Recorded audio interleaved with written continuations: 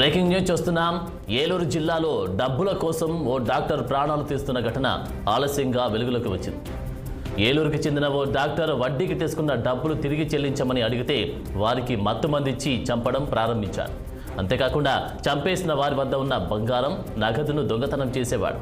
విషయం తెలుసుకుని రంగంలోకి దిగిన పోలీసులు నిందితుడిని అదుపులోకి తీసుకుని విచారణ చేపట్టారు.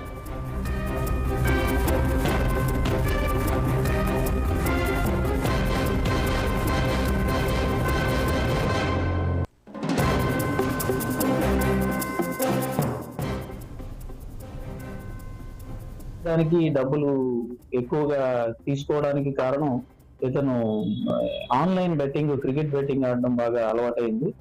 ఈ మెడిసిన్ కంప్లీట్ చేసిన తర్వాత దానికి బాగా అలవాటై దానికే ఈ తీసుకున్న డబ్బులన్నీ దానికే ట్రాన్స్ఫర్ చేసినట్టుగా, అవి ఆడినట్టుగా అతను చెప్పడం జరిగింది కనిపిస్తుందో. ప్యారీ మ్యాచ్ అనే యాప్ ద్వారా అతను ఆడుతున్నట్టు కూడా చెప్పారు.